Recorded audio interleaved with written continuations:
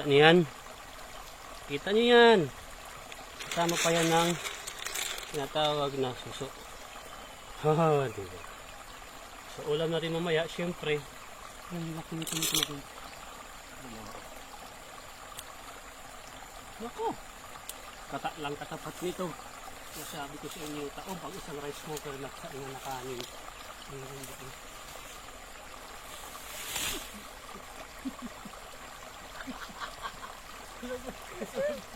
Kasabot ko ang mahabaw.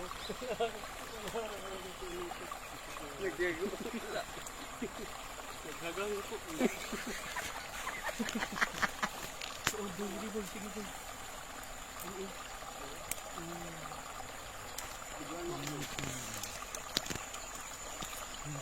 May dana skill. May skill na Rio, pinala pag video baligtad na. Ako nito nagtot-tot.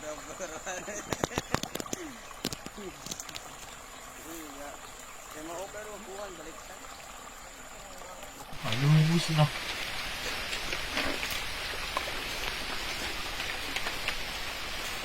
May nakita kaming NPA.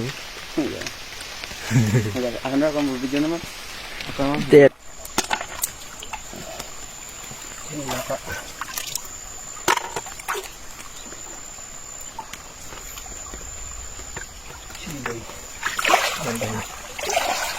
Hindi na kita stop.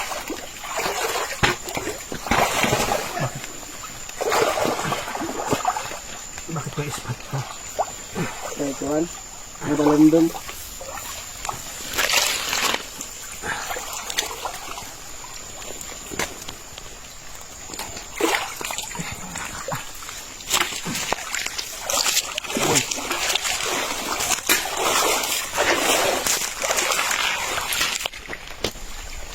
Ang dami dito rin. Malhab kaya ano pa agi nga ito siguro. Kaya tatay kaya na gamot. Kaya mga kung tawa si Tira. Ito. Kaya nabati ito na tawag hirahan ko an.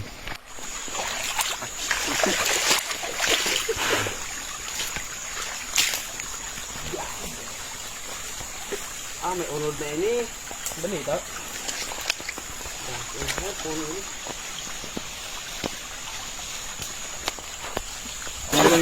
Yuk. Kadang ko daw pamako. Tigis kadupo. Wala na doyi.